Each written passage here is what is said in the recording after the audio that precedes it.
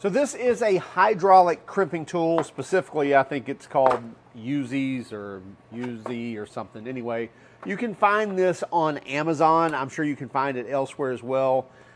Typically, a good set of crimpers, hydraulic crimpers like this would run you probably in the 100+ range. This is a cheap set from Amazon. I believe these are like 36 bucks. Are they as good as the expensive ones? Probably not. But will it get the job done for you to initially learn how to use these? Yes, I think so. And they even come with these extra seals and things like that to replace the seals when they go bad. I've heard people say the seals go bad. I don't know. I haven't had a problem. We've had these several months. I've used them quite a bit. In fact, this was part of a series we did on, I think, 5 or 10 tools from Amazon that you should have. And by the way, we'll have a link in the description somewhere, as well as probably up here on the screen somewhere, if you'd like to check that out. And we included this tool, but we thought we'd go a little in depth on this video on how to use a hydraulic crimper, how to use the dies, what the markings on the dies mean, and then show you some crimps. If you've never seen a hydraulic crimper, it is pretty self-explanatory. Rather than a manual crimp like you would have right here on these electrical pliers, there's a crimp spot right there. So instead of using a manual crimp, basically you're using this hydraulic cylinder here, you're pumping this up, and it's moving the jaws and the dies right there and closing them together. Well, first we've got to close this down. So just like on a jack or on a press, you've got to close the gate on the hydraulic cylinder, and now you can see it's pumping that full, and it's going to do your crimping right there. Now, rather than putting kind of a tongue in and driving a pin into the crimp to do the crimp, it's actually creating this kind of octagonal or whatever, is that 6 sides, 8 sides? Yeah, 6 sides there, and you can see it crimps down and makes that 6-sided dimension rather than a circle with a dimple in it. This still gives a really good crimp, and we'll show you here in one moment. And this kit actually comes with dies here from 70, and by the way, I'll explain what that 70 is in a moment, all the way down to, I believe the smallest here is a 6. And in the tool here, I have a 4. No, so 4 is the smallest, so it goes all the way down to 4. Now that 4 is actual the square centimeters, so it's not the gauge. Squared centimeter or 6 centimeter square die, I've got the number 10. Now you can't take that as gospel, but basically that's somewhere around a 10 gauge crimp, and those are going to change based off of, you know, what crimp ends you're putting on there and so forth. But anyway, the number that's stamped on there is going to be the square centimeters. And if you look on the tool right here, you'll also see that everything's in centimeters and in metric. So you may need to do some conversion and get an idea of, you know, what size wire you're using and what size dies you can use. And you can see I've got 2 aught here on the 70s. Again, that's just kind of a point of reference for me. Now these things, as you can see, they're closed now, and all I have to do is open this. That opens it back up, and I can pull these out and just put these back in the kit.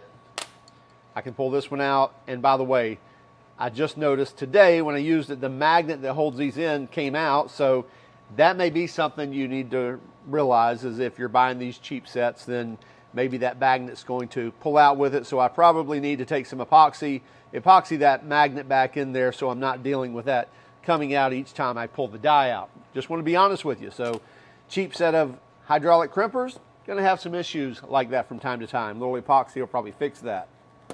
Or buy an expensive set of crimpers.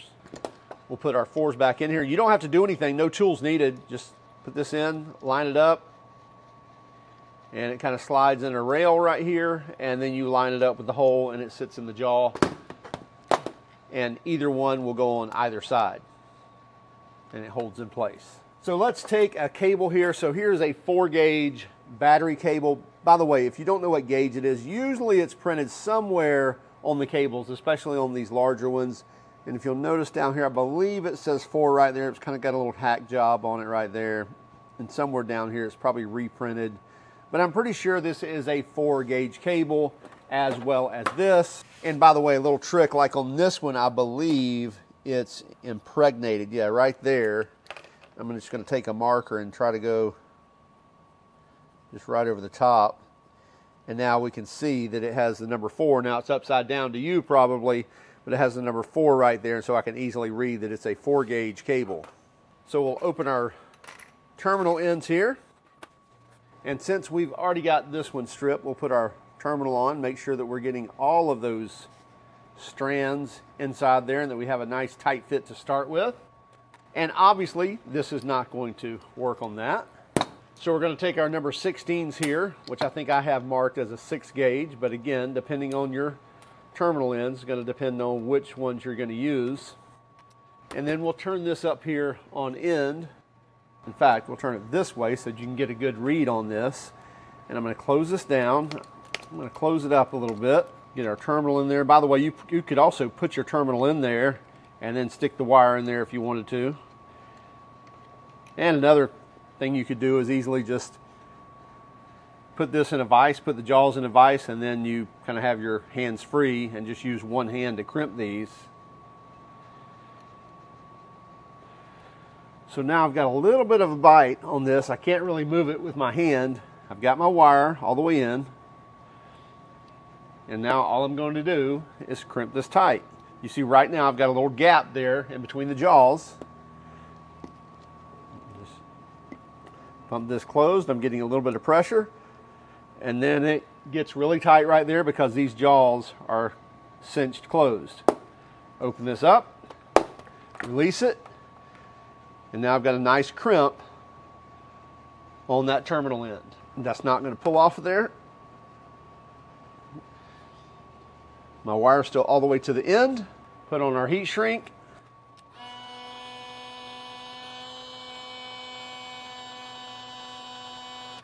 Probably should have used a little longer heat shrink, but anyway, I think you get the idea. We have a nice crimp done. We have heat shrink on there, so we have a nice termination point on this wire. And let's start from square one again.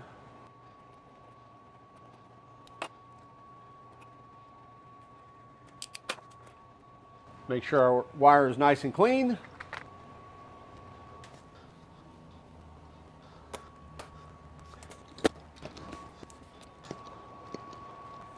So now I've got a decent bite on it. Release it. We get a nice crimp on that end. I can't pull that off of there.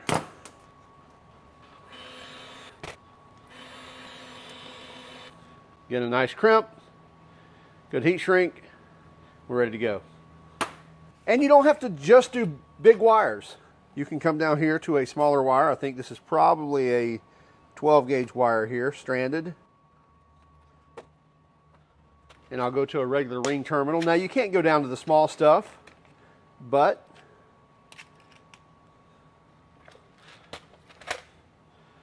go to something like this. And that's actually a little too small for that wire. Go here.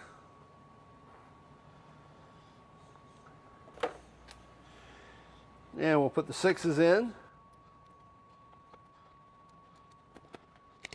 Again, you want to make sure that you close off that valve before you start.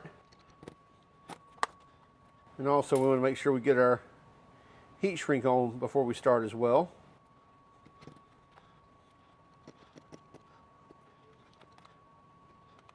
So now our wire's in. Go ahead and crimp it closed. Don't get your finger in there. Release. Now we've got a nice crimp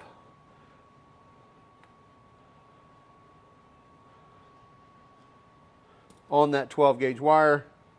Put our heat shrink on.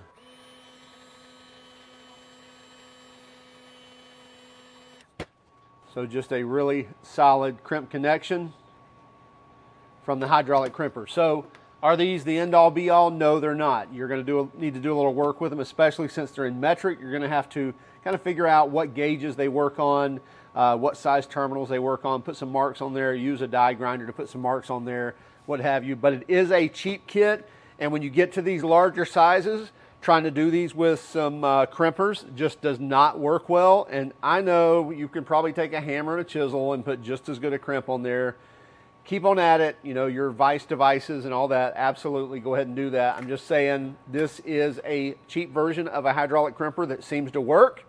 May not work a whole lot longer, but for 36 bucks, it's hard to beat. Hey, and be sure to let us know, what do you use for large crimping, for crimping these larger terminals on wires? Do you just use solder and solder the ends on? We've done that before too, but I like to see a nice crimp on these larger terminals on these larger wires. And then if you want to fill it with solder, you can do that as well. But we think this is a cheap solution.